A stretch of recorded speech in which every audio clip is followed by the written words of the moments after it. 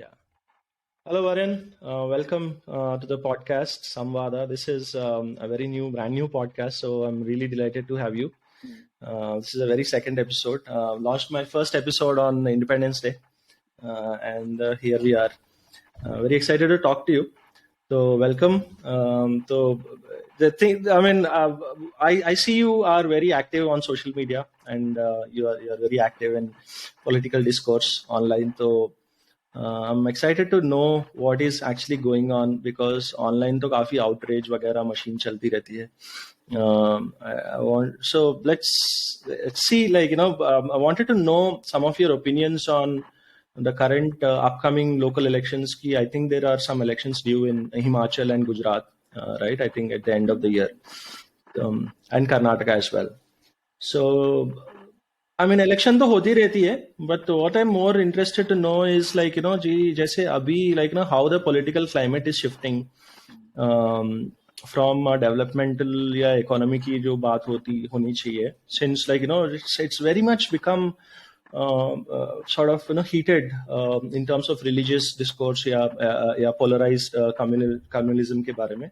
And why is this happening? Is this just because of Ms. Nupur Sharma's episode, or is ये कि undercurrent पहले से है? मतलब 1.5-2 साल से जब भी मतलब दिसंबर वो जो दिल्ली में riots हुए थे, उस टाइम से जब भी election आता है, there is some sort of anger from people that comes up against. Or between communities, ये manufacture हो रहा है या what's your thought, what's happening in Himachal and Gujarat? So many congratulations, Sam, for your new Thank you. podcast. I'm sure Yeah. it will be a huge success. So yeah.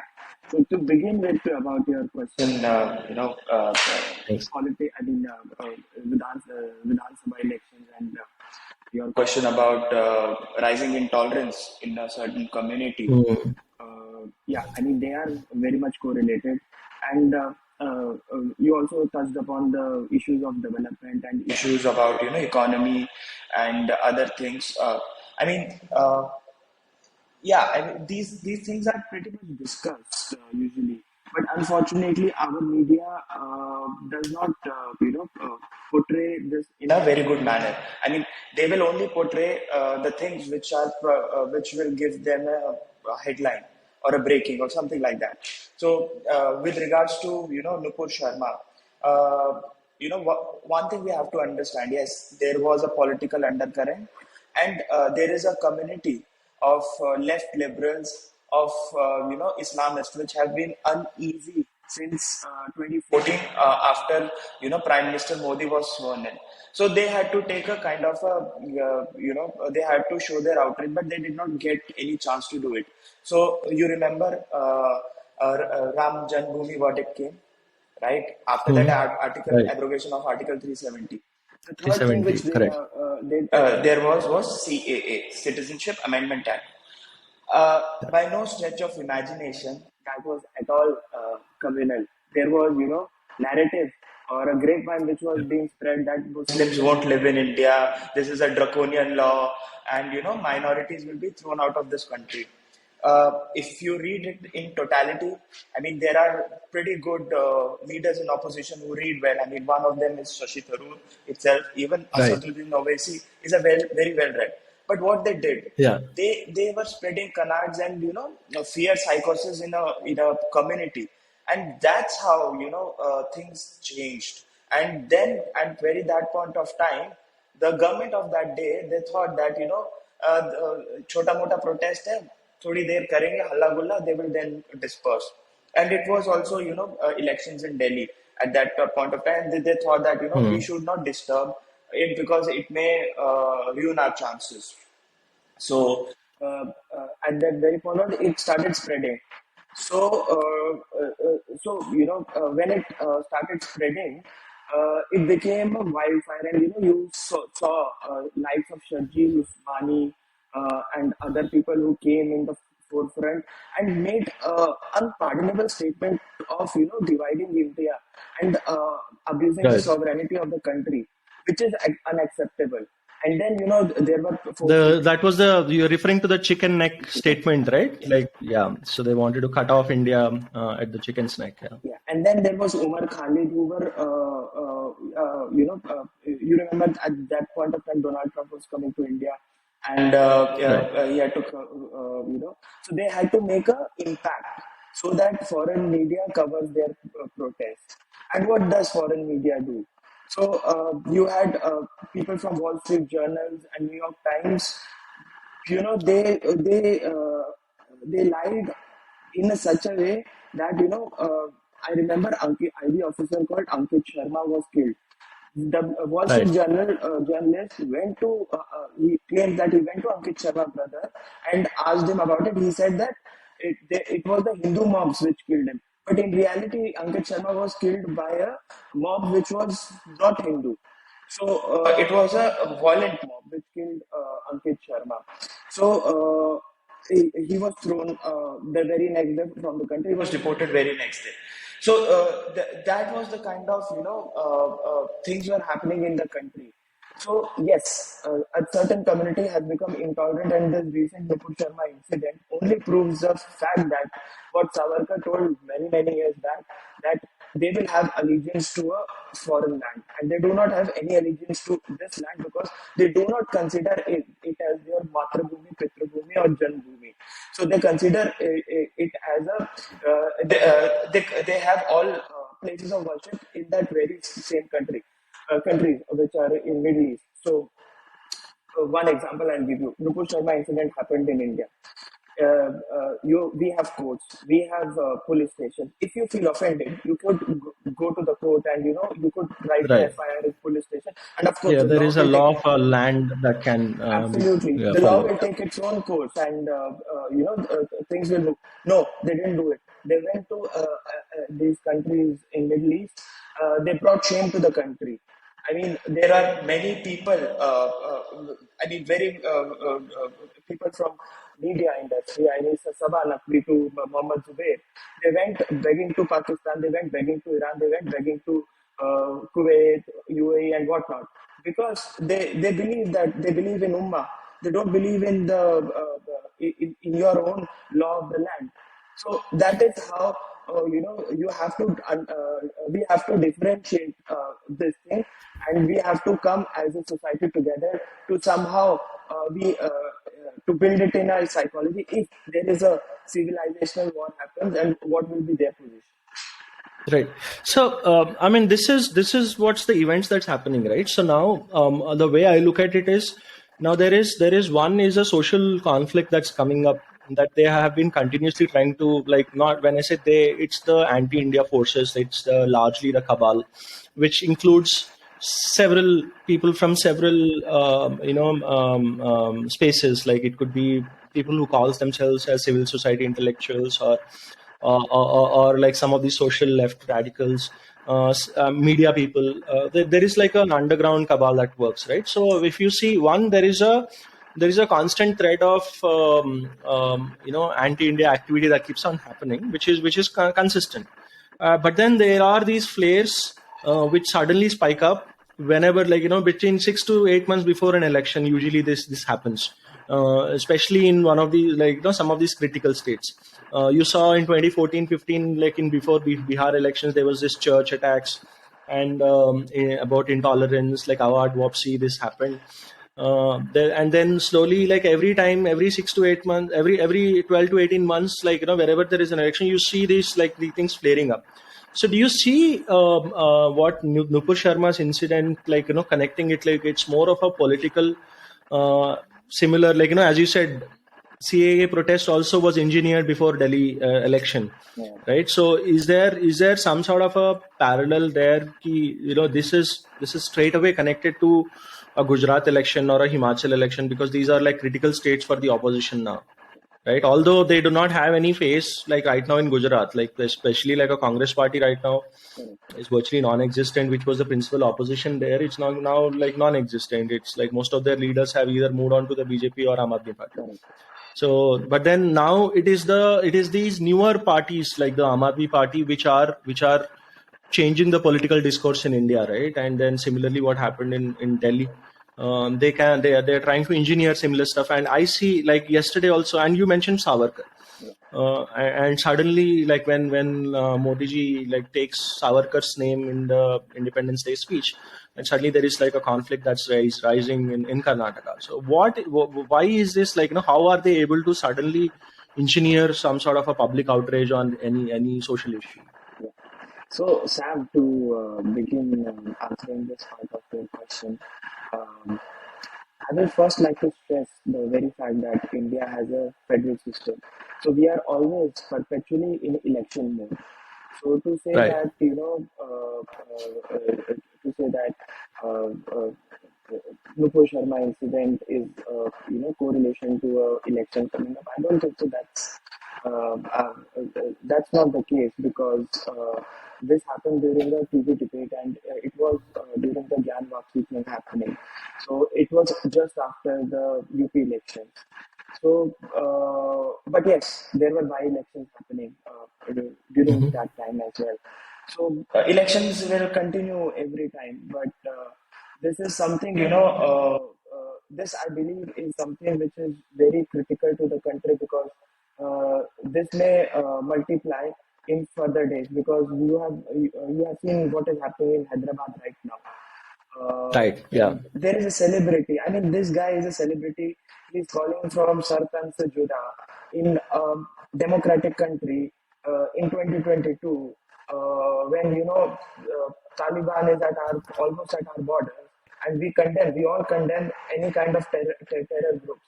So, Sarpan se Juda literally translates as a beheading. Right. It's gory. Hmm. It's medieval. It is barbaric. It should be condemned in highest words. So Yeah. this is what is happening right now. But when we talk about Savarkar, I believe he was the most pragmatic leader, freedom fighter. He was an atheist. He was a poet. The country ever produced. I think he was a gem of a person. What I have read limited about him through Vikram Sampat's two modules on volumes on Savarkar. So the first volume actually stressed about. There is a very interesting incident which I want to share. He founded Abhinav Bharat, which was on the base of Right. European Secret Society, ESS. At that very time, there were no WhatsApp, there were no, messages or calls or connections. But this society was active in states like Maharashtra, in states like Punjab, in states like Bengal. Um, uh, People used to call it as a foolhardy, but yes, they had huge success, and British used to fear from it. Savarkar, before Savarkar did research on the on First War of Independence, he published the book of First War of Independence. It was called as Mutiny. So Hmm. you must be. I mean, there Yeah. was a Alipur bombing case which involved Aurobindo Ghosh, where he went to. Right. After that, he went to Pondicherry as he was It happened sentenced. in 1909, right? 19, yeah, So some yeah. 1905 or 1909. I don't remember Yeah. exact year, but yes, some about that time. So Aurobindo Ghosh went to Pondicherry, but there is an interesting incident. Anywhere where was revolutionary activity happening, including that Alipur bombing case, you would have seen that book of First War of Independence. There are Right. critics of Savarkar who said that he was a British agent or something like that. They have Right. always used that term to abuse him. But in every revolutionary society, this book was considered as probably as noble as Bhagavad Gita. Hmm. I mean, we can, right now in Karnataka, we have this Tipu Sultan and Savarkar controversy. I mean, how Right. if you read a little bit about Tipu Sultan, he was not a freedom fighter. He was fighting for caliphate. Right. If you read his letter to Right. Ahmad Shah Abdali in Afghanistan, where he called him, invited him to India to, invade India, and he wanted to start an Islamic caliphate here. That was his letter to M.H. Chandali, how can he be called as a freedom fighter? I mean, there are historians who call him as freedom fighter. I'm not a historian, but please read a letter to M.H. Chandali, what he wrote, and then you can call him a freedom fighter. It may be Yeah. yours, but not mine. It may be yours. Right. Yeah, so this is this is like, you did mention the current controversy that's brewing. I'm not like entirely clear on as to where, like, first of all, like, how is that a comparison? Like, fine, like, from like, you do see Karnataka government, like the last Karnataka government, which was headed by the Congress party. It did kind of revere Tipu Sultan, and it had a Tipu Sultan Jayanti celebrations, and it was spending, the government was spending quite a bit, because, like, he is like one of the names, or like the icons which has ruled Karnataka, large part of Karnataka, and he is definitely part of the history. Whether that's like a positive contribution to the history or negative, that is debatable, right? But then that's where the like, when you look at these names, like, for that matter, like, when people, like, when Modi ji talks about Nehru or Gandhi or Patel, so the one point that comes up is that, okay, the current government has nothing to talk about from current the real issues of today, which is why they bring up all the past heroes, like, whenever Modi ji talks about Subhash Bose, Netaji, or, like, where, like, he's trying to compare some making some statements about Jawaharlal Nehru in Parliament, because he has made certain speeches. Like, the big opposition which comes from a lot of media journalists and all these, like, intellectuals, is that, oh, Modi ji does not have anything to talk about the current issues of the country. And we see a government like a Karnataka government suddenly go and felicitating 18th century ruler of India, right? So where, like, aren't there enough rulers in India? Like, there are like hundreds and thousands of different rulers who have ruled various parts of the country. Why is it sudden importance given? And, like, that's where it comes down to again, like, trying to religiously polarize, like, to see what I always, like, offended is that, in popular discourse, in political discourse, right, suddenly BJP becomes a political communal party, and then all the others parties get a free pass, because they are sort of secular parties, and they can do anything, right? That's where, like, the discussion, where we our definitions of, like, like, what secularism means in a political discourse has gone so downhill that that it's like, that's where, like, whatever is happening from the Congress party and what they're doing, it's everything is pardonable. Whereas, like, when like Modi ji suddenly brings up Savarkar, who is, like, the definition of a freedom fighter, because he spent so many years in prison, and I've been to that prison. I've seen the inhumane way he was kept captive there, and suddenly, so say, he's derided as either a British agent or somebody, like, a lot of these, like, even the pop historians, like Irfan Habib and all, the only thing that they have to oppose Savarkar is the mercy letter, the mercy petition that he supposedly wrote, right? And Vikram Sampath, in And in also one of that pension. iconic And interviews. also pension. Pension, yeah, right. So in one of those very brilliant discussions that he had on face to face with Rajdeep Sardesai, he did counter that. He did counter that these were like routine things, like, a lot That of round table, free, round table, I yeah, saw. a lot of freedom fighter, a lot of people who were, like, held captive by the British, because that was a legal recourse then to write a mercy petition, because that's something that you do to fight for your own freedom, right? And so that's where, like, suddenly I'm most concerned about, like, the current polarization that happens, and what it does is, in the long time, degenerates our discourse. Correct. It is like very dangerous to a society, because that is where we have come, that like, the moment something happens in the country, like somebody goes on a TV panel and gives a statement, which probably, or like right now, yesterday, what has happened in Hyderabad is Raja Singh has been arrested. I think it was last night or today morning, I'm not sure, but he has been arrested because he suddenly made some blasphemy remarks against Prophet Muhammad. Alleged. Um, Yeah. So allegedly made some blasphemy remarks, and this was against protest of certain stand-up comedian who's been fighting for free speech, like for whatever is worth. Like he's made like religiously derogatory comments, but then he gets a free pass by the name of free speech. And here a sitting MLA, a sitting politician is arrested. And the it's not the only arrest, like fine, like taking law in source course, like you're filing a case on him and getting arrested. But then there are statements of as you said, communal statements about beheading, and which is like that's where, like, because it suddenly becomes like a knee-jerk reaction. We saw what happened to Ms. Nupur Sharma. Every time somebody is putting up a support statement, they people have been killed in response to that. There have been like literally murders which have been committed on it. And like we are somehow normalizing the statements of beheading. We are normalizing the consequences of those statements in society, that people are actually being murdered towards it. And somehow this whole conscious civil society with a conscience doesn't seem to think that these are important issues, which actually pertain to sort of a soul of the nation, right? Because that is what is like being attacked here.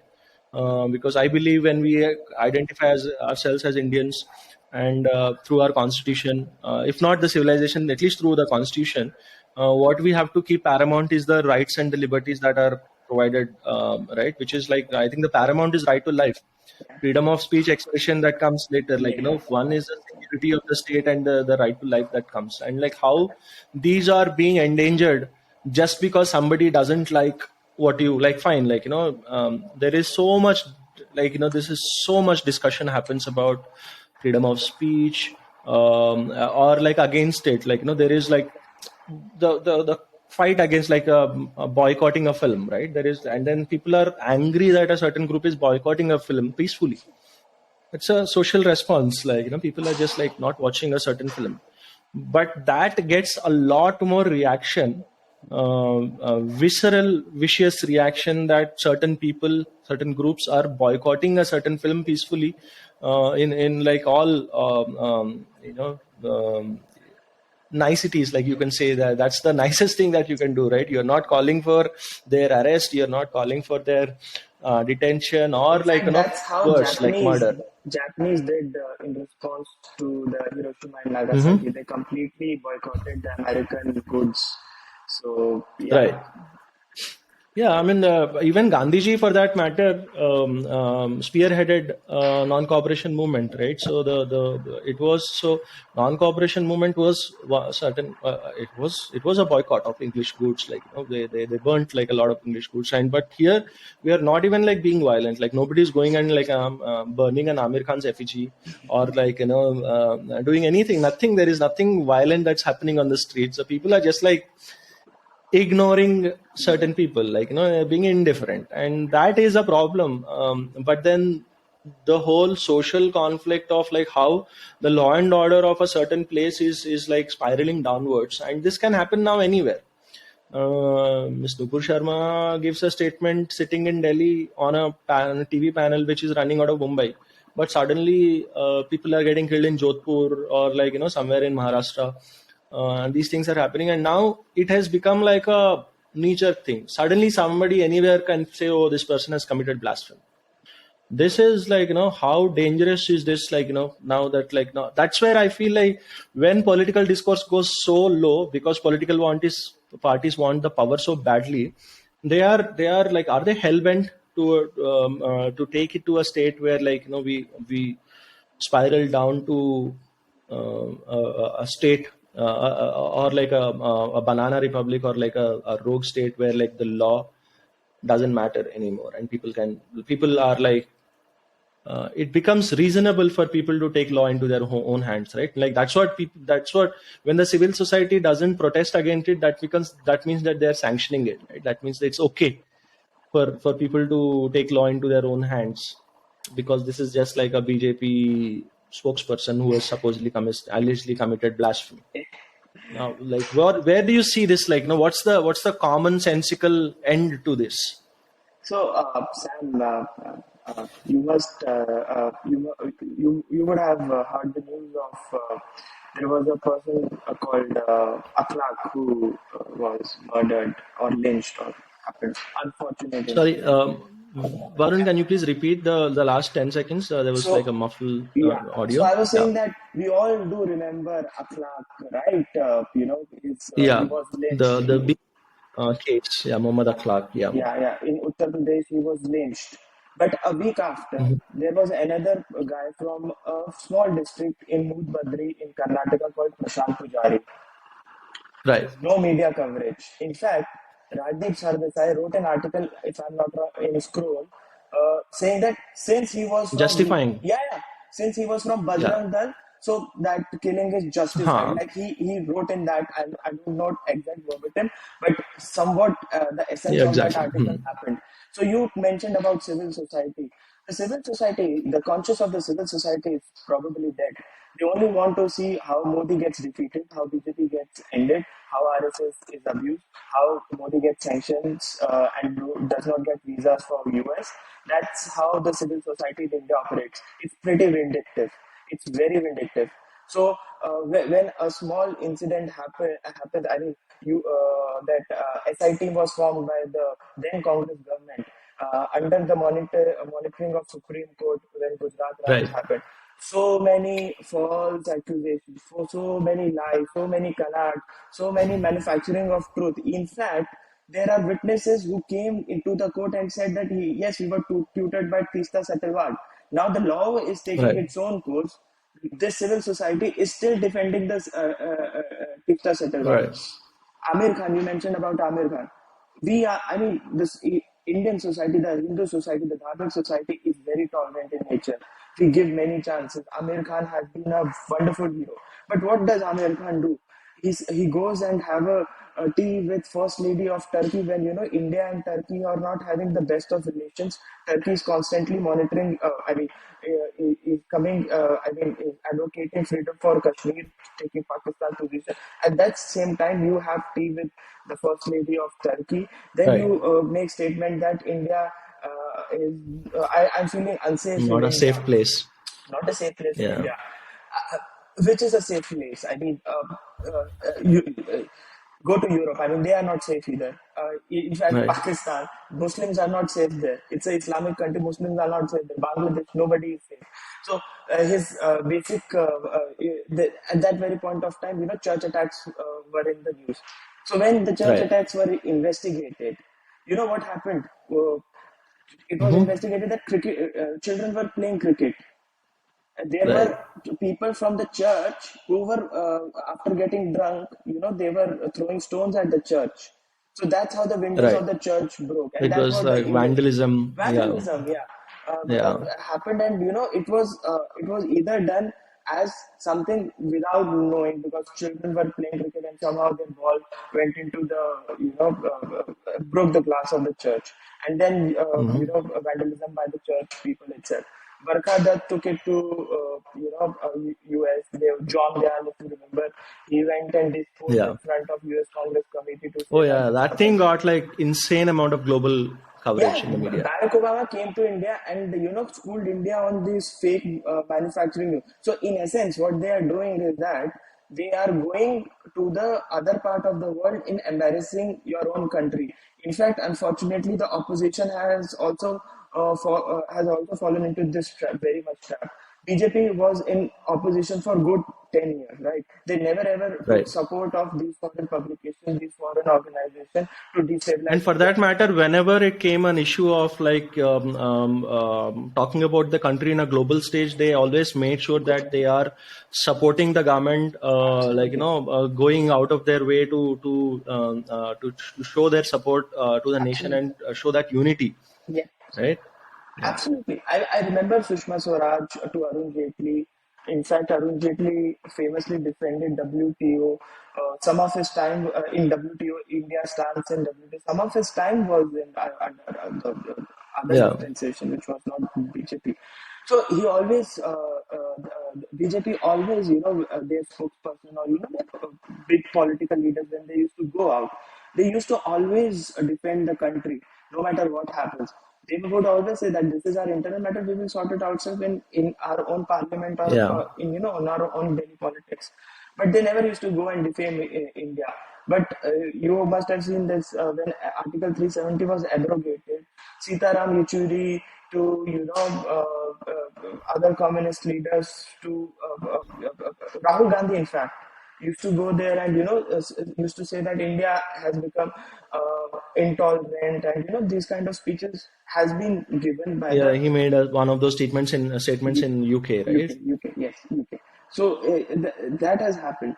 So the it's not now Narendra Modi versus the opposition. It is India versus the opposition. An average Indian is very patriotic. No, he may have like roti, kapda, and makan, but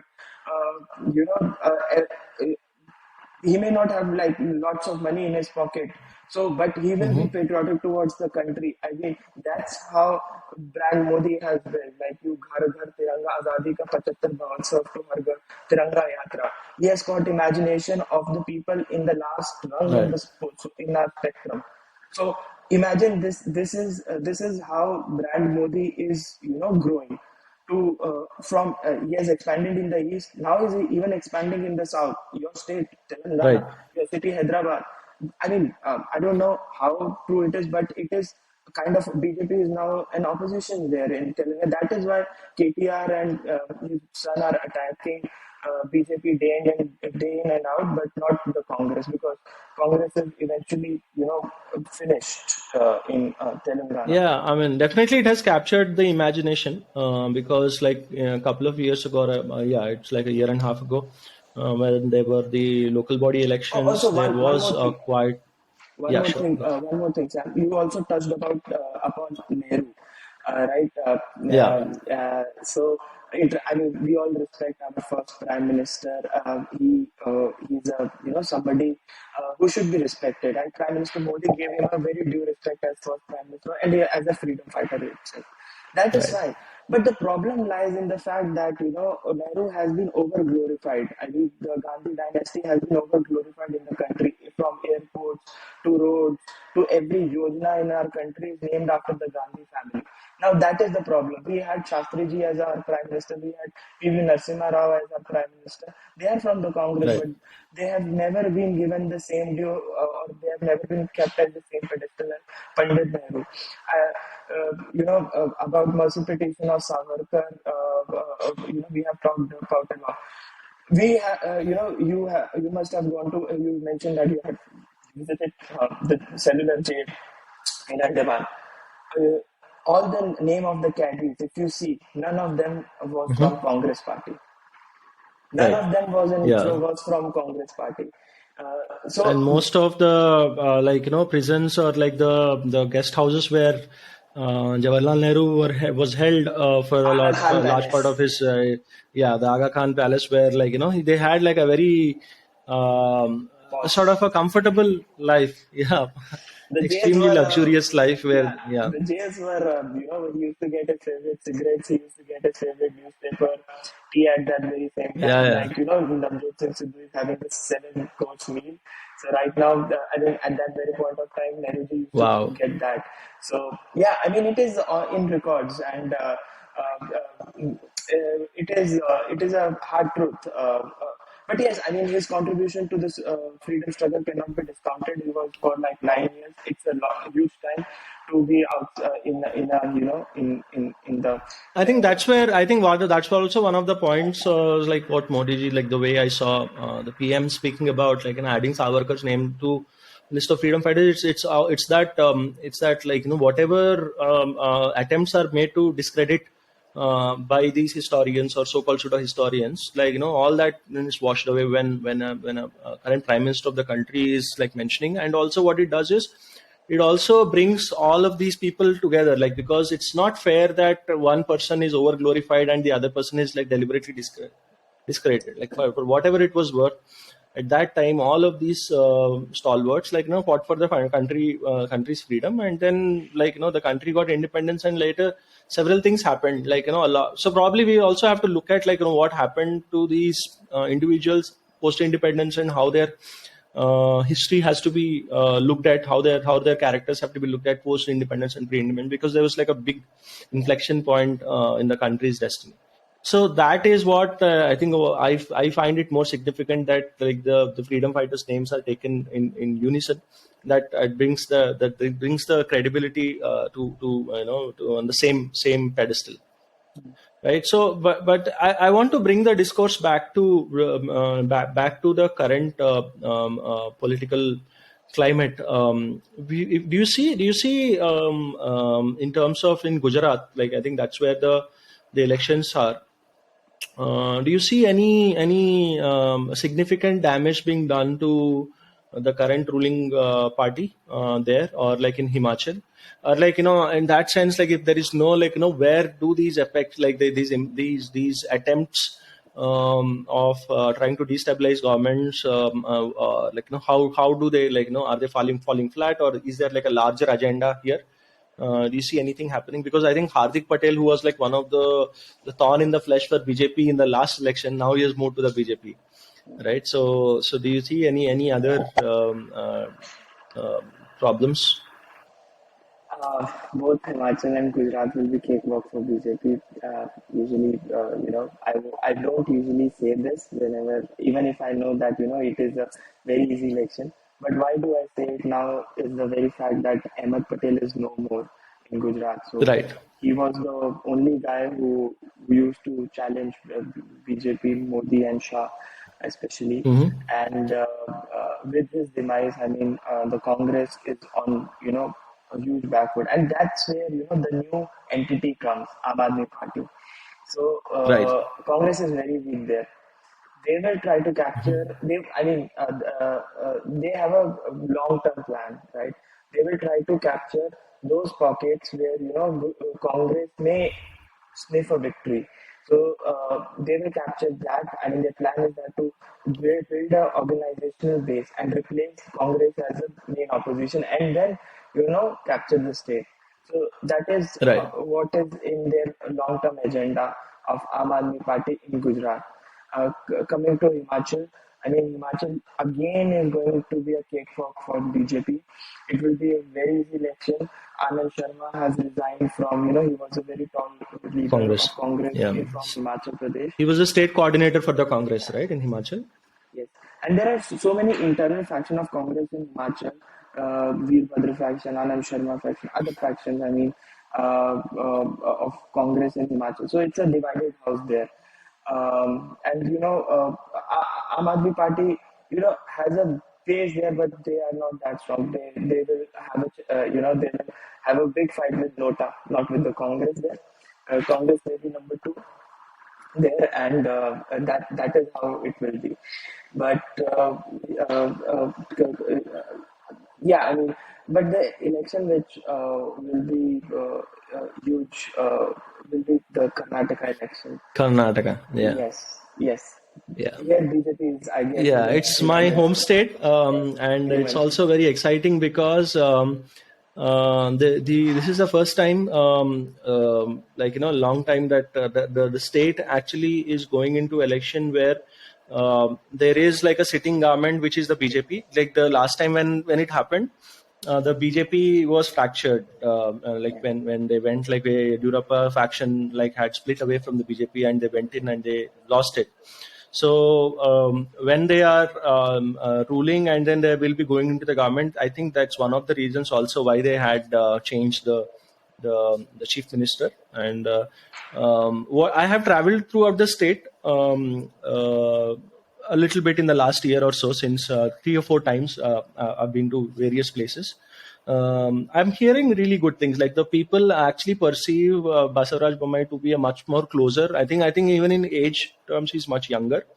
But then I think also in terms of connect, he has had like a better connect with people, right? So a couple of weeks back I was in Hampi, and just a few days ago, before I went there, or like it was like sometime earlier, maybe a month or so earlier, there was like a huge event in Hampi because the CM had visited, and he had visited one of the very sacred places in Hampi called Anjanadri, which is supposed to be the birthplace of Lord Hanuman. and there are huge plans to develop that as a place of pilgrimage. Not a lot of people actually know in India, that Hampi is the supposed birthplace of Lord Hanuman, because Ramayan's literature doesn't actually cover. In Ramayan, Kishkinda is mentioned, but then our like popular literature after about Ramayan doesn't capture that Hampi is the place that is mentioned in Ramayan as Kishkinda.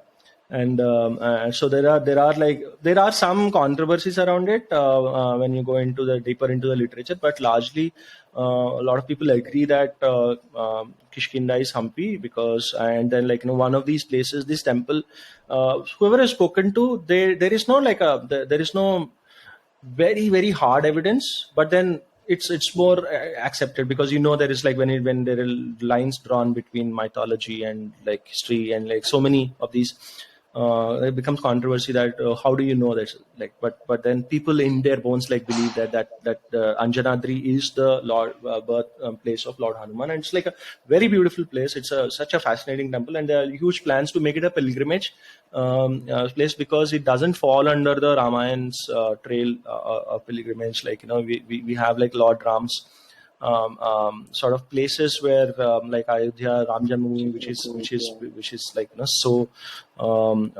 closer to heart for a lot of people, and then there are several other places like Rameshwaram or Bhadrachalam, but then Anjanadri somehow is never in that trail.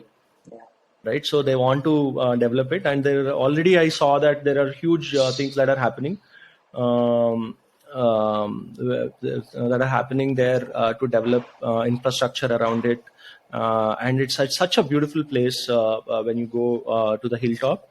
It's a quite a bit of a hike, but it's very beautiful. And then when people there speak about the CM, who has personally made visits, and who has personally made whichever temple I've been to in recent days in Karnataka, everybody incidentally have mentioned that the CM had personally had visited the temple and promised them of infrastructure development around the temple. One of these other temples I would say is Bhoganandeshwara temple, which is on the outskirts of Bangalore. It's also a very beautiful temple, a historical temple, 11 centuries old temple. It's like a 8th or 9th century construction. It started and it continued to be constructed for like several hundred years by various people under various kingdoms. It's such a beautiful place, but then it's under a little dilapidated state now. It's very close to the Nandi Hills in Bangalore. Even there, when I spoke to the priest, the chief priest there, they said because some of the parts of the temple are currently in the redevelopment, and some of them are in very dilapidated. So I spoke to them about the state. One, Karnataka has been at the forefront of the freeing temples. They have actually passed a law in the assembly. Right? When I spoke to them about has there been any movement on it, they said no, that will take time for the trust to be formed, for the law to be kind of notified, and for the how it will be enforced. But then the CM had personally made commitments to apparently made commitments, and this is like a first-hand account from the priest. So there's nothing I'm not heard anywhere personally from this team, but then that there have been commitments made to fund the temple and give them enough sort of support from the side of the government to improve the facilities and infrastructure of the temple, because a lot of these places need a lot of help. So that, and then I also see this in the state that this has been one problem that Karnataka is like a party state. There is JDU, there is Congress, and there is the BJP. JDS. For the last 16, the JDS, sorry, JDS.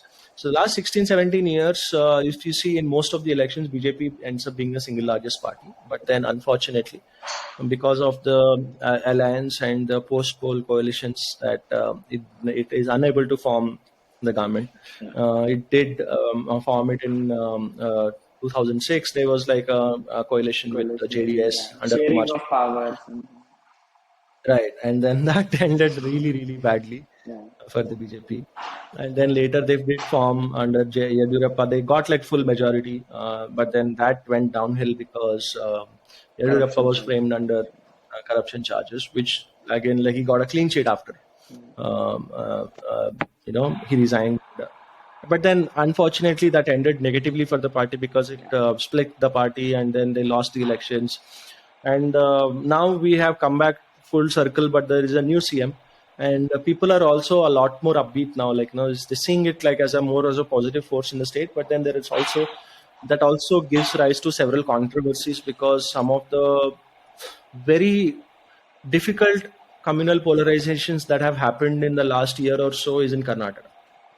Now, that hijab is something that controversy. is exactly the hijab controversy and the political murders that took place because of the hijab controversy, and continuously this has been happening, right? And now Sharma also the, yeah, incidents, murders. yeah, and now the one that you mentioned about the controversy between Tipu and Savarkar. So it, as you said, it's definitely a very exciting election, interesting election to see because again, so it was also one of the very strong strongholds of the current Congress party. Like where how it has gone downhill. Like you look at, like, they lost power in Madhya Pradesh. The only, I think, largest states they hold power is in Rajasthan, and Karnataka is a place where they do have quite a bit of political capital. So this, they probably will be, and they have like two large leaders in the form of Sidramaya and Shiv Kumar. So yeah, So, so Sam, it's yeah, the thing about Karnataka is that you are from that state, but correct me if I'm wrong. It's basically also based on the caste equations like Lingayat, Vokalinga caste, and other castes as well. There is a prominent OBC caste as well, which I think Siddharamaiah comes from that very same caste. And then DK Shiv Kumar is a Vokalinga, somewhere. Vokaliga, yeah, Yeah. What unites Karnataka? It's a very interesting, state. Is the dharmic connection. right, If you see the flag of Karnataka, it has Bharat hmm, Mata in it, right? It has, right, even if I'm not wrong, it was the state which had many Karsevaks to Ayodhya. So it has always right, been a dharmic. So that's where BJP comes in. So BJP will always, try to get people from all other castes into their party and, pitch Hindutva and the development, pitch to the voter. And that has worked for BJP, and that is why they have continuously retained. I mean, they may be losing election, but they never eroded their vote bank. It has always absolutely. expanded. They have expanded. In fact, the coastal region of Karnataka is Yogi Adityanath is very popular there. I think Yeah, BJP is pretty popular there. But the Congress tried to use Sri Ram Sena to counter BJP, but it has Pramod Muthalik, that guy. But yeah. it has backfired. And with respect to Is that guy still relevant? Do you hear about him? Is that guy? I haven't heard about him in a long time. I He think it's only was like active I think it's in a Mangalore area, and also like a proxy by the Congress party. So, yeah, he's a very much proxy. In fact, in Goa, they had a alliance where they gave a ticket to this guy, Sri Ram Sena guy, who was so it is. It has always been the wing of Congress party to somehow erode BJP vote in Karnataka, but yeah. somehow it has not worked. So coming I to think people have now grown to a point where they see through these kind of machinations. That's the Right. that's actually because of advent of social media. Mm-hmm. People are and the internet being very cheap in the country. People see through who's a hypocrite and who is committed to the cause of of development of Hindutva or anything. So people have their biases and they do understand that who to vote now. With very utmost clarity, they know who to vote. In fact, like Mr. Gumai himself, I mean, one of the reasons I was reading I think in Swarajya, one of the reasons why he was, elected as CM was not because of his caste or not because of his age, but he's a technocrat. Mm-hmm. He is somebody who has studied engineering, and him as a as a minister, I guess he was an irrigation minister in Yediyurappa government. He had performed Yeah. exceptionally well. Uh, Mr. Bomai has been a technocrat and a very hard-working person, and that's why he deserves this topmost post. And I hope he continues as the CM and he gets re-elected as a CM. Yeah. Yeah, I mean it'll be like if, because even now, right, they probably, I think, I don't know technical terms, but I think this is still like a minority government they're running, because they had like a faction of the Congress and the JDS that shifted to the No, BJP, where but they they could won form the under government. BJP, so they are part of very much. So they resigned first, Right, then there were elections, and BJP won that elections. I mean, right. No, there were so no elections. It was like a vote on the floor of the no, house, no, no, no, right? no, no. There There was were like a, elections. There were by-elections happened when they were by election, definitely, yeah, yeah, so then they were where they won elected as under the BJP. Yes, BJP. they elected Okay, under BJP symbol and under BJP. So BJP yeah, is a single largest party with majority in the house. okay. Yeah, so this is so now, like, once like you have fresh elections, right? Similar to, like, what will happen in Maharashtra in probably 2014 or 2024, right? So it's like, once certain political parties, like, break away from different factions, and when they go back to the people as a, like, in a proper election, not like a by-election. So then the results are like not something that's compared. Like, you can't like compare it with the previous election. So it's always new and fascinating to see how the public actually reacts to it in totality. So it'll be an opportunity to see, because I would say for the last 20 years, since probably SM Krishna or JH Patel, like, their terms, like, they're ended. We In Karnataka, it's always been some sort of a topsy turvy. Like, it's always been like, even the sitting BJP government did not finish, did not have like a full, no, like, the chief minister did not have like a full term. I think it was only Sidramaya who completed his term, like a full 5-year term. So that's the but then the state has done really well. Like, typically you see that when such things happen, the states suffers, like, because even in Maharashtra, although Mumbai region and like the economic aspect of the state does really well, but then the agricultural, the rural economy is always in, like, some sort of a problem. So, but then Karnataka state has done really well, because I think the local leaderships and the local enforcement of the governance has been strong. Yeah. And naturally, I think that's one thing that you will see in the south, is that, respective of like the who is in the government, local infrastructure, I think, relatively is much better. The delivery of governance and social schemes and services are like a lot better. Like, so even Way though better. in like state like Tamil Nadu, there is like a constant shifting of government from, like, every time there is a shifting, but then people, like, at the grassroots level, people do get delivery of these services. Or I wouldn't say it's the best, but then relatively, when you compare to a state which is always in a political conflict, in that state it's like always like relatively better than some of the other states. So that's the thing. Yeah. So coming to probably shifting away from the current political reality, what do you see, like, how do you see, like, some of these attempts at destabilizing national politics? Because now you see, I want to talk about Delhi a little bit. It's a very interesting. Delhi has become like a basket case in India for all the political crookery that happens. It's like a test case, like, because before Arvind Kejriwal goes and announces like SOPs in Punjab or, like, in Gujarat, he tests these in Delhi. And then, like, and then there is now all those things, chickens are coming home to roost. Yeah. Whatever whatever they have done in Delhi for the last 6, 7, 8 years, now there is like a very very difficult time. Do you see this is as a some sort of a danger to the Aam Aadmi Party, or like, I will tell you one interesting thing I read from one very famous social media influencer online.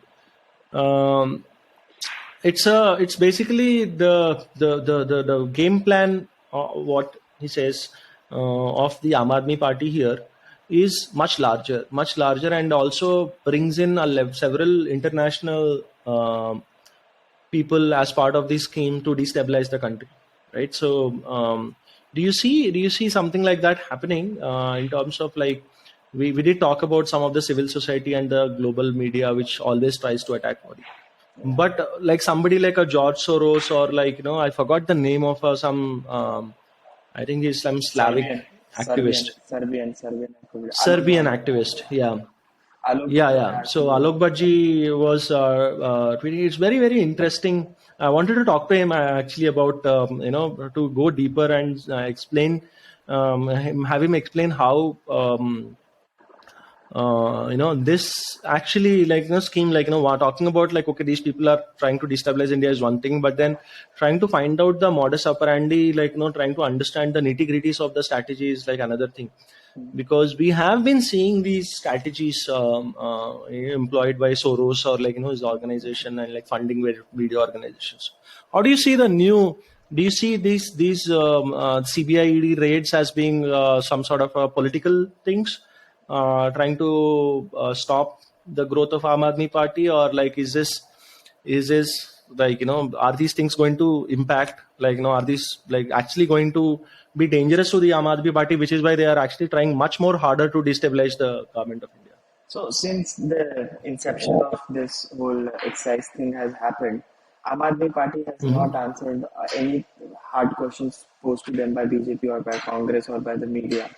They have always talked about their caste, Bharat Ratna to Manish Sisodia, New York Times article, Article, yeah. to to I'm the most honest education minister in this country. These are like 4 5 incidents. I mean, they have not answered one single accusation posed by the opposition, which is the BJP in the state and the Congress party. To they have always deflected from that. हम सबसे ज़्यादा ईमानदार, हमने अपने minister को resign करवाया. The language which they Hmm. use, you have to also understand. I mean, the language they have used is pretty. The discourse is pretty low. So that is how people. Not all, but yes, majority of the people in Delhi talk. Talk. I mean, usually, I mean, that's how they converse in their real life. So that is why Aam Aadmi Party has a voter base because of the language which they say, and they lie to on your face with so conviction that they think that they will never ever have consequences. In fact, Kejriwal calls him as a Aulad of Bhagat Singh. This guy has apologized many times to Arun Jaitley ji, to Nitin Gadkari, Nitin Gadkari ji. He has yeah, apologized many times. So Majetia, in fact, as well, he has apologized to him. So yeah. lying is in their DNA, and deliverability, I mean zero deliverability, only they sustain on PR by the media and people who hate the BJP, and that's it. That's how Aam Aadmi Party has done it. But now an interesting thing has happened. They have expanded right into a state called Right, Punjab. in Punjab. So now Kejriwal is pretty, he is a CM of Delhi with no power, but then there is a guy called Bhagwant Mann as CM of the state which has police. You're always fascinated to have the police. Now, in a sense that Bhagwant Mann is above Kejriwal because It's more it's powerful, powerful. Yes. technically. Yeah. So my hunch is that there is a churn in in political leadership in Aam Aadmi Party. What is happening? So my take is that right now there are factions in Aam Aadmi Party as well. So Okay. Kejriwal may throw Manish. He has already thrown Satyendra Jain under the bus. Now he does not Hmm. defend Satyendra Jain. Very defending Right. Satyendra They've Jain. No, forgotten about that. correct. Yeah. Manish Sisodia will also go in jail. He will be also forgotten and something like that. Kejriwal will do press conference for like 3 4 days, maybe 7 days maximum. He will do, and then he will forget. Now number two, number three will be Raghav Chadda and Bhagwant Mann, which we can easily manage. With Manish Mm-hmm. Sisodia and with Satinder Jandin as popular leaders, he has no challenge. He will give a puppet as a CM role in Delhi. He will go to Rajya Sabha and there he will try to do politics. And that's what I think will happen because of the fact that Kejriwal, anybody who has been into Aam Aadmi Party has, you know, have this opinion, like be it Yogendra Yadav, Prashant Bhushan, or a Kapil Mishra, or a Kumar Vishwas, that this guy is pretty insecure. They all say this. I Mm-hmm. mean, they have Right. difference of ideological preferences. Nowhere Prashant Bhushan or Yogendra Yadav is close to BJP, but they have this opinion that he is a very insecure guy. So Right. that is how I am seeing that there is a Punjab victory has more of a boon has become vain for or more of a headache to Kejriwal because now Okay. he can be dethroned in Delhi because he has to focus on Right. Punjab.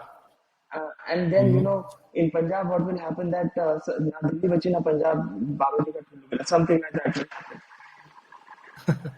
Yeah, so and like technically, I've not actually followed the ED case. Do you think Manish Sisodia is really going to jail soon? CBI has a conviction rate of 71%. It's pretty high. So if CBI touches the case, so most likely It's already seven. handed over to the CBI right Yeah, yeah. now, right? So Okay. 7 on 10 chances are that this, and their FIR is pretty strong.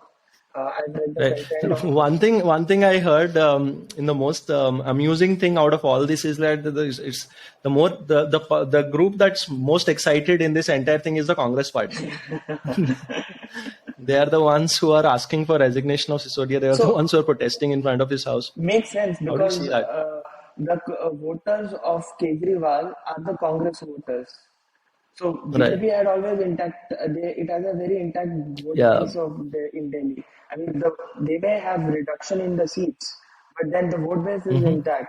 So Vote BJP vote vote, share yeah, is always oh intact. Yeah. yeah, BJP has a very Yeah. committed voters in Delhi, like Yeah. older generation from Punjab, Hindus from Punjab, and they are traditional voters of BJP. Jats, for example, are traditional voters of BJP. So the voter base of Kejriwal, I mean of Congress, had gone to Kejriwal. Now, if Congress wants to capture that vote bank again, so that they can sniff a victory, but which I will feel is difficult. It will be a three-party contest where if the Congress manages to erode the vote bank of Aam Aadmi Party or somehow, gets like 8 or 10%, BJP will win. Yeah, I mean, this is something that I've always been saying, that it is. So there is a something what I look at it like is some sort of an invisible alliance, or like which was there earlier. Now it has become more visible. That now they want. So the only objective of any of the opposition party in any state is to defeat the BJP, and they go to any extent, and that's where like probably I will also see like a dearth of ideology or like any strategy, because the only thing that they can do is like come together and like sort of amalgamate a opposing vote bank and try to win, because realistically in any state BJP does not have more than like 40 to 45%. Even in the strongest of state they have like 40 to 45%, right? So I think very very few states where they go more than 50. Even in a state like Gujarat, where they have been like ruling for the last 30 years, they do not have 25 years, like they do not have more 50%. than 50% vote share. So that becomes very very difficult for them to hold a state when everybody else comes together. And that's what like happens under people like Aam Aadmi Party, where they make themselves like or like for example the Bengal, like in TMC, where every other party is like virtually non-existent, and they kind of invisibly transfer their votes to the primary party which is there, which is against the BJP. And like wherever it's happened, it's the same thing in Telangana, it's the same thing in Bengal, it's the same thing in Delhi. Now it's also Punjab was very very interesting. I think Punjab was not that case, because Punjab, one, virtually BJP was non-existent by itself. Punjab was like such a election that threw light on the uniqueness of the electoral, like happenings in that state, because there is no one party which is like which is like very which wants to associate itself with the BJP.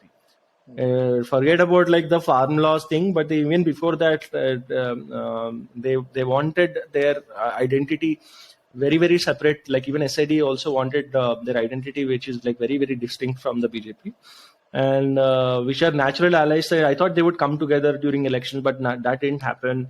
Captain broke away, just like. And then, for example, for like whoever you speak to, who is from Punjab, they would say Aam Aadmi Party, hands down. And it was like, it's in that sense, I would say that was a huge victory for the mandate of like, democratic mandate that they got, which was similar to something like what they got in 24, or what the BJP got in 2014. Right? That's like a positive vote. Nobody, I don't think people voted for Aam Aadmi Party as a, like there was some sort of a resistance against the BJP that they would bring in farm laws or something, but then a lot of it was like probably fed up of the current political climate, and they went to Aam Aadmi Party, Absolutely. right? So it was not vote in favor of Kejriwal or his policies. It was anger against Badals and Congress. The captain, Captain yeah, Amrinder, yeah, Congress as well. So that Congress, was, yeah, yeah. or the Chadda, I forgot, like Charanjit Singh, No, Channi. Yeah, Chenni, yeah. Charanjit Singh So Channi. what the Congress did in the final year, like Yeah. they kind of dethroned captain and like installed a puppet. I think people were like fed up of all that, and they just like Sidhu, voted, like, they threw yeah, Sidhu down the drain. yeah. So, I mean, Oh, he's also vanished from the political discourse. He's he's in become jail. like He's in jail. he's in jail, right? Yeah, Yeah, he's serving a yeah, term in jail for a murder. yeah. So yeah, I mean that's my home state actually. Punjab happens to be my home state. I'm a Right. Punjabi. So so interesting thing about Punjab is that it is a state with rebellion. Like um, if you see the Communist Party, when we see Communist Party, the states which we think are like Kerala or Bengal. But you would be surprised to know this very fact that Punjab had a presence of Communist Party for a very long time. Even Right. one of the CPI president. Gurcharan Das, Yeah, right? yeah. Gurcharan. No. I'm just forgetting. He was a leader from Punjab. So Punjab has been traditionally a rebellious state. It will I know. So I think Surjit, Harkishan Singh Ji, Harkishan Singh Surjit. Yeah, Surjit, yes, yeah, Harkishan Singh Surjit. So he was from Punjab himself. So yeah.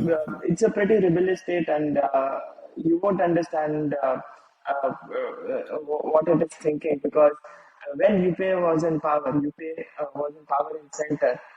Uh, Akali Dal and BJP won two elections simultaneously in Punjab.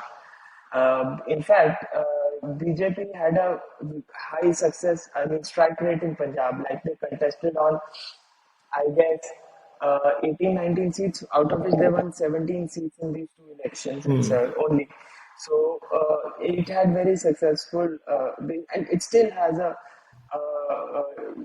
huge voter base. But during camp, when after, there was a visible anger against Akalis in two elections back. So what happened was, like, I know from my family and friends, so everyone voted for Captain Amrinder because they feared that this Kejriwal got a lot of Canadian people who were sympathetic to this Khalistani cause. So they came to the state, and there were law and order problems in the state, where again there was brewing of this Khalistani impact because from 80s to 90s, Punjab had suffered burnt of Khalistan terror. So they feared that. So that's why Captain Amrinder got a huge mandate. So what happened after Captain Amrinder? This farm laws. If Captain Amrinder would have been, intelligent, or maybe he would have supported the farm laws and would have saved the government and would have again become the CM and would have Yeah. displaced Sidhu. Right. That never happened. So But then that what was it at that time, looking at the outrage that the formulas got, do you think he would have survived if he would have supported the farm laws? Do you think that would have been possible? Because being in the I understand one thing, supporting farm laws, being outside. Like, had he formed his party, broken away from Congress, and had he formed this before, he would have had an independent say in it, right?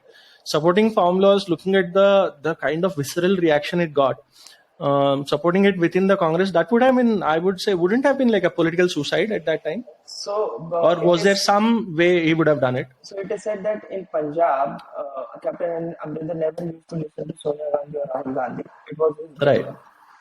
right. And the first person who actually came out against this law was Captain Amrinder himself. And then after that, Akali broke the alliance with BJP because the reaction which they saw Right, in the right. state. First, they supported this law. In fact, then the food and processing minister, First, they wife of supported Mr. the They came in minister who defense. was there, the female minister. Wife Yeah, of Mr. Badal, Sukhbir Singh Badal, forgetting her name.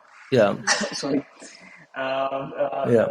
Yeah, so she supported this, and then they saw that there is a She outbreak. also, I remember, because she was a minister, I remember from her office tweets coming and explaining the farm laws were also put out, and later she deleted that. And I think it was just like a day after that they broke the alliance, or because I think that nobody perceived the kind of anger that kind of came from people, right? Like politically as well as like on the ground. It was just like unbelievable how much amount of pushback there was from the people. There were people from, there were Canadian people Hmm. who came, who were ministers in Canadian government and who were a member of parliaments from Canada. They came down to this, and UK as well. They came down to farm laws to do it. I mean, talk about foreign interference in our own, democratic Right. setup. It's a gross abuse, and in fact violation of their rights, Hmm. because an Indian cannot go, and an Indian minister cannot go to any protest in UK or US. They will be deported. Here they can come and make wild allegation and statements, but they are Right.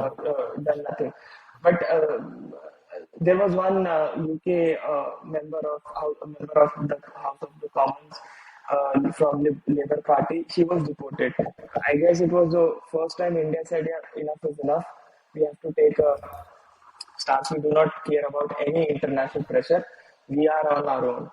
They deported her. They didn't let her Right. enter India. Right. It was a female Yeah, female. politician, Labour. right? Yeah, On yeah, Labour Party. yeah, yeah. I mean, it's interesting how because I mean, when I brought up the Arvind Kejriwal and Aam Aadmi Party, and like definitely the victory in Punjab is like very much, and you actually kind of gave context about how it has become a bane instead of a boon for them in terms of their growth. But then what is also something that we need to be careful and look at is that what this kind of external meddling into our internal affairs happening through various of these like so-called civil society activists, or like various these outside parties who might be interested with the regime change within India, Absolutely. right? So that is something that I'm very very keen to follow and see, like maybe if I get a chance to talk to Alak Bhaji to throw some light on these new sort of actors on the international scene, because we all know about like the George Soros and like the New York Times and all these sort of cabal that's existing. But then it's also interesting to see, because Kejriwal has been that kind of a character, right? Because he's also exposed to international diplomatic space. Like he's been like in the bureaucracy. He knows like the way global these organizations function, and how like money moves, and like how power works like under the radar, like how these power equations work under the radar with various organizations. So, Varun, before going, I wanted to bring up one. Did you watch Karthikeya? Did you Yeah, did you watch the movie? yeah. What did you?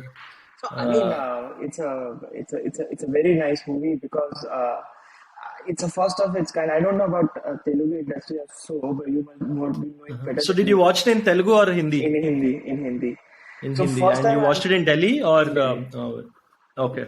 So for the What first was the time, reaction from the people? Yeah. oh, I mean, the audience were lit up because uh, for the first time, a story of Krishna has been said in a cinematic way. Story of Hmm. Mahabharata, I mean, teachings of Gita has been given to the audience in a very cinematic way so that it can people can understand what happened in these time out what is our what our ancestors Yeah. wrote or what our ancestors used to think. So that's how what is a larger message. I mean, we talk about no country, in fact, in the world has grown to its potential if it did not have any grand narrative, right? Yeah. Look at America, for example. They brought in Captain America, Universal Studios, what else, what not. Uh, we have so many examples from our own history. Why don't we glorify them? I think Karthikeya did a justice to it. So I think it will be it will also compel Bollywood to make more such movies on these topics. Yeah, I mean that's like a victory to all the people who are saying that, like, people are not going back to theaters. Like, it's just like something has changed. People just like to watch movies and at home. I saw one, it trashes that narrative, Correct, correct. um, Yeah, right? And GST also on paneer. Imagine Anurag Kashyap talking that people are not going to the movie because there is a GST on paneer. because they don't have money. Yeah, Yeah, I they mean, don't have money. Yeah, I mind, you know about the sales in automobile industry. Mahindra has like yeah, been yeah, somebody tweeted about it. Yeah, I saw that. I mean, it's stupidity to say that, people do not like, it's I like, one made thing one is tweet that which people. became viral that I wrote like अगली बार ये देखो सस्ता Raghuram Rajan or something like that I wrote. So yeah, talking about economics. So yeah, it was Yeah. more like on that. So the what did you like, apart from the Krishna, Sri Krishna's narrative, did you see anything different in the way the full film is portrayed, to because I do have some thoughts about it, in terms of like the genre of the cinema itself, right? Hmm. If you see the, like, when you follow Hollywood, not the art, or the award, kind of Hollywood, the summer blockbusters, like the Hmm. summer Hollywood, like, what Dwayne Johnson does, Yeah. The Rock does, or like, what the big studios do, right? I think this is the space. You look at Correct. Disney. This is the kind of movies that Disney makes. Like, this is what, like, I see that also as a victory for that kind of cinema from India. Like, when you like, talk about like big production Treasure that kids hunt. wants to see, Yeah. a quest movie, Quest right? So movie. Yeah. recently, saw a movie called Jungle Island or something Jungle like Island. that. Like, In um, fact, it this had Rock and Emily Blunt. yeah, yeah, yeah, yeah. Even this movie called which had the Tom Holland and Uncharted. Uncharted, Yeah, yeah, yeah, yeah, it's exactly, something on that line. yeah. Of course, why not? So, and then you see that those kind of films, although they are not very strong in terms of story, and then I think one more movie I saw called Aloha, or not Aloha, but there was like, it was set in Hawaii. It's a small Disney movie. It came out on Hotstar. So you saw it. That's what kids like. That's what like families likes to watch, right? Yes, When correct. you're making movies like Dobara, or like, for that matter, I think Amir Khan still made like Lal Singh Chaddha with the whole idea of, like, because he thinks of himself as like a family man, like a family star, where like everybody watches family, but then like, it's a disconnect with the current audience, where like, the audience wants like newer kind of stories, right? Like, it's not like you can play with the same board game, like, for a long time. Hmm.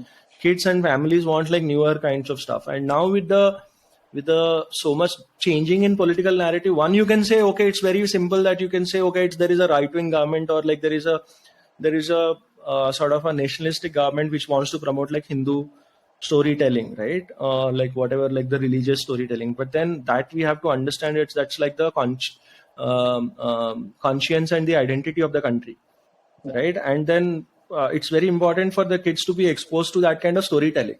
Like, nobody is going coming and saying, okay, whatever 100% in the story shown in the movie is correct, like it's true, it's based on like facts. Nobody is saying that. It's a beautiful narrative that is set around Sri Krishna, and it makes like very grand viewing of like beautiful picture. Like it does have like a lot of shortcomings. It has like amazing experience. You watch there, like sit in the theater for 2.5 hours. Do you see like that movies like also like making an impact, or like do you see Bollywood attempting to make similar movies apart from the Brahmastra that they are trying to No, come up with? I think. I guess Bollywood definitely will attempt to do it. They will, imagine like there is one movie called Lal Singh Chadda opening at X number of screens with so much hype versus Right. Karthikeya. So Karthikeya going, I mean, I heard from Abhishek Agarwal ji that when he on Instagram that it opened with only 50 screens all over India in Hindi. correct, that's correct. 50 screens only. Yeah. With Lal Singh Chadda, and imagine the David versus Goliath fight. So it was like that. Yeah. Karthikeya too is now doing so well. I mean, it has successfully defeated Dobara and this Lal Singh Chadda. So one thing, Sam, like I wanted to. I think one more movie had come out at that time, Raksha Bandhan, Akshay Kumar. I mean, it doesn't get bigger than that, right? You like the two greatest money makers of Bollywood, right? These two are the biggest grossers of Bollywood, Akshay Kumar and Amir Khan.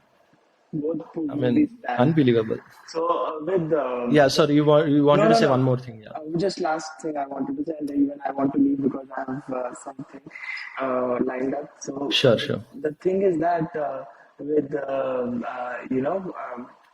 we Indians think that earlier we used to think that in eras of 2000 or 90, if we copy the West, it will be a short success. That's not true, because what happened with Lal Singh Chadda is that Amir Khan is shown as a funny person who has low IQ. For Vietnam War, which was perfectly fine, but Right. Indian Army, Yeah. not tolerant. And Yeah, so Monty Panesar also made a similar point online. Yeah. I mean, Right. I don't usually resonate with Monty Panesar. I mean, he can go Exactly. but he was also Yeah, have political differences. I was surprised to see him like so active about and like coming so strong against, because he is again one of celebrity and like tries to have like a political opinion, but then sometimes like you try to bracket these people into a similar ideology, and it was refreshing to see people actually put their thoughts out and actually call out for bullshit for what it is, right? So yeah, I mean that was my limited point on making. Yeah, it has also captured a lot of imagination even within Tollywood, because Nikhil Siddhartha is a good actor. I've seen him like the first time we saw him was in a movie called Happy Days. Yeah. It came out around 2006, and since then he has actually been in the industry, made like small films, like where very good story oriented films, and then he's been through the ups and downs of his career, but it is like so refreshing to see him get that kind of success nationally, and also the for Tollywood to continue setting trends, because like the Telugu industry is continuously being setting trends, whether it be with Bahubali or RRR or Pushpa, and now a small project like Karthikeya, which has like taken the entire country by storm. And yesterday I saw even Pawan Kalyan mentioning about Karthikeya and talking about the success, that it's also speaks very good about the industry's strength altogether, because it's not just the Rajamoulis or the Allu Arjuns who are making quality cinema. It is the smaller producers. It's the smaller, not smaller anymore. I think now Mr. Abhishek Agarwal and Agarwal Pictures is like the biggest production house in India right now, because they have hit two big jackpots, two largest cinemas films of the year, right? And it doesn't get bigger than this. So that's even major, if I'm not wrong. Major. Major, I'm not sure. I think it was like probably they were like one of the producers, but I think largely it was Sony Pictures Oh, presentation. So I'm not sure about Major though. But yeah, big successes, and hope to see more movies like that coming. I'm more like, for me, that is like a kind of genre that I enjoy a lot. oh yeah, Even though, yeah, even though it doesn't have like a lot of like rocks movies, like barely make any sense, but yeah, they're like good to watch, and good that's to correct. watch, and that's like the future. I also think of theatrical cinema. That's something that I see, like theatrical cinema will have to be Avengers and these kind of movies like Karthikeya, or like a little bit like Pushpa, right? Where like there is good action, and like largely RRR, Bahubali. These are the kind of projects, and I hope like we do lot more big banner, big budget film. There will obviously be a lot of risk, but the payoff, the reward will be like this, like Karthikeya. So hope to see more such movies coming up, not just in Telugu, but like various other languages. So So Varun, thank you so much for joining. Wanted to end this on a lighter note, so which is why I brought it. We discussed like a lot of like very in depth, every topic on controversial politics and subjects. yeah. Yeah, so wanted to and like encourage whoever will listen to this discussion. Hope We'll that enjoy. they do watch the movie and enjoy Karthikeya. So All right. thank you so much for taking out the time for the very second episode of Samvāda. Thank you so much. So hope to connect again later, whenever We'll have we more have like discussion points to on this. discuss. Yeah. Yeah. Thank you. Thank you. Have a good day. Have a good rest of the week. Nice talking to Bye. you. Bye. Thank you. Bye bye.